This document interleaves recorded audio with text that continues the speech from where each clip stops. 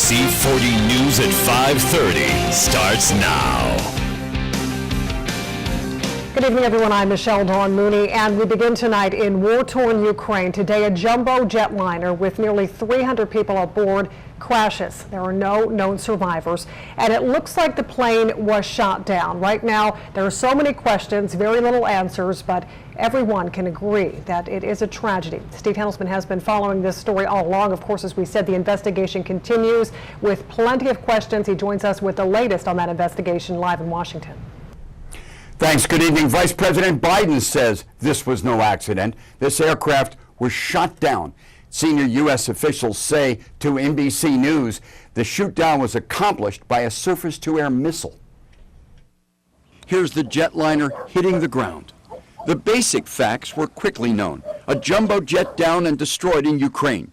Malaysian Air Flight 17, a Boeing 777 with 295 people reported on board, some possibly American, and President Obama said the U.S. would help. The United States will offer any assistance we can to help determine what happened and why. Flight 17 left Amsterdam en route to Kuala Lumpur and was on course at 33,000 feet when it went off radar over Ukraine, just short of the Russian border. That part of Ukraine is torn by war, pro-Russian militias versus Ukrainian forces. Blaming Moscow, President Obama last night announced tougher sanctions and was discussing them today with Russian President Putin when Putin informed Mr. Obama of the crash. Debris is reported widely scattered, indicating Flight 17 was likely blown up while airborne. A Ukrainian government official charged the plane was shot down by a Buk missile, a system used by Russia and Ukraine, both militaries denying responsibility. U.S. officials tell NBC News that U.S. resources, presumably satellites and radar, confirm a shot by a ground-to-air missile. So this was a mistake and therefore more likely to have been a Ukrainian separatist shoot-down with modern equipment that they didn't understand. I think there's going to be hell to pay, and there should be. First comes the investigation. The Federal Aviation Administration here in Washington, the FAA, tonight is banning U.S. jetliners from crossing eastern Ukraine, warning that Russian actions there could contribute to the misidentification of civilian airliners. Vladimir Putin's weighing in, saying this tragedy never would have happened if the government in Ukraine had not begun a crackdown on pro-Russian separatists. Live in Washington, I'm Steve Handelsman reporting. Now back to you. All right, thank you, Steve.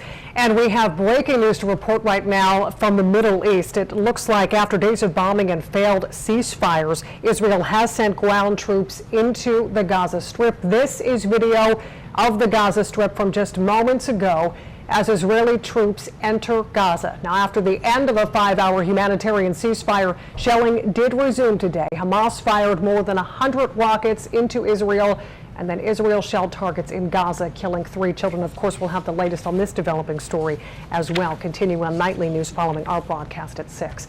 A bomb blast in Baghdad today explodes in a market, killing and wounding several civilians. The bomb ripped through one of Baghdad's most popular markets and has been a target for more than a decade.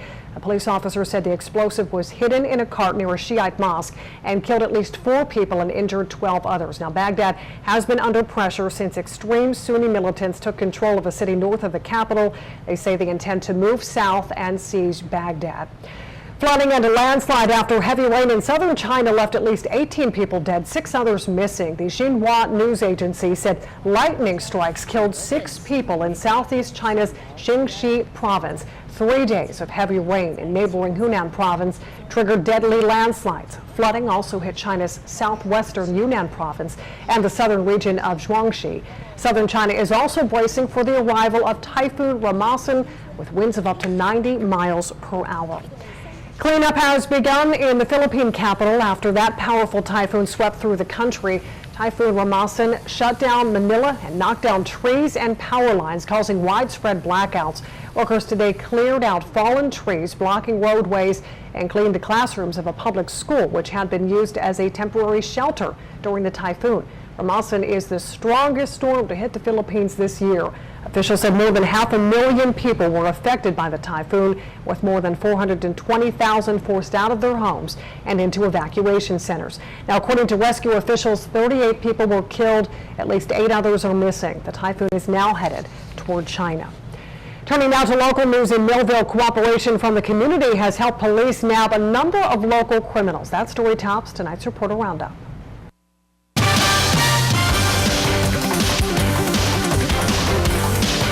I'm Brent Miller in Millville, where police are remaining vigilant in their ongoing fight against crime.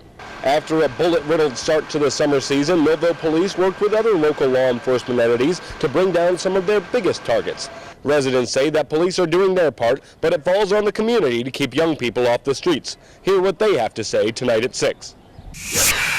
I'm Ryan Ross in Margate, where experts gathered to discuss sea level rise, stormwater management, and ways communities can brace themselves for future storms. The Margate Green Team organized a forum and brought together 4 experts to discuss topics most important to shore communities. Experts used past studies of sea level rise to project what the future holds for communities along the coast. Coming up at 6, find out what those in attendance hope to learn from the forum.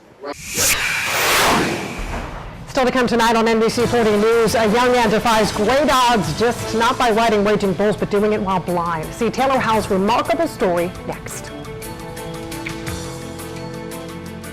And our meteorologist Dan Skeldon inside Harrah's Casino, the concert venue here, Cirque Noir going on behind me. We have a performer close-up right behind me. Erica, going to be talking to her. She's going to tell us what's been going on the stage behind us right now as they warm up for a great show you can see most afternoons or nights here inside Harrah's. 2 free tickets can be yours too. We'll talk about that. 7-day forecast. I think you'll like most of it. It's mainly dry.